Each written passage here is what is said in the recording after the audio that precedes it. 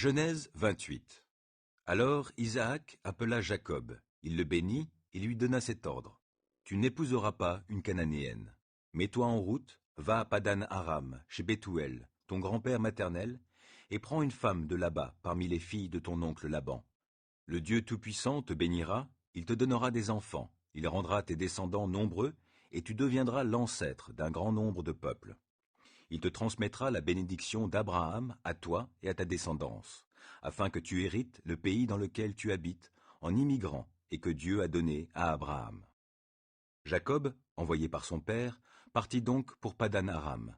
Il se rendit chez Laban, fils de Bethuel l'araméen, et frère de Rebecca, sa mère, et celle d'Ésaü.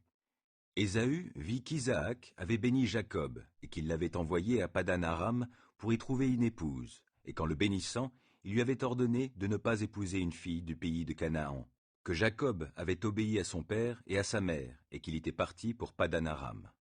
Il comprit alors que les filles de Canaan étaient mal vues de son père. Ésaü se rendit chez Ismaël, fils d'Abraham, et épousa, en plus de ses autres femmes, sa fille Mahalat, la sœur de Nébaïoth.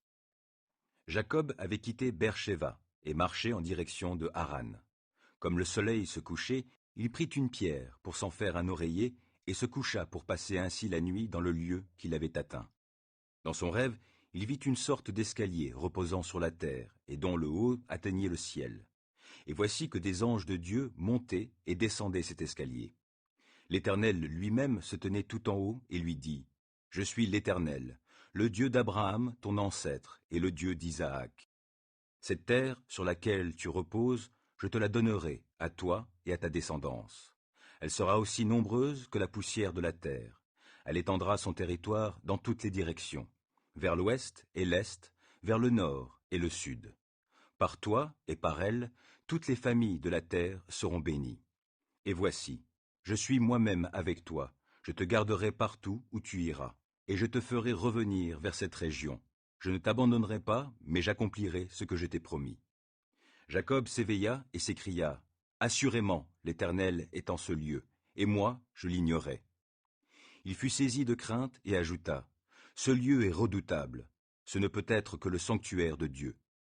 C'est ici la porte du ciel. » Le lendemain, de grand matin, il prit la pierre sur laquelle avait reposé sa tête, il la dressa en stèle et répandit de l'huile sur son sommet.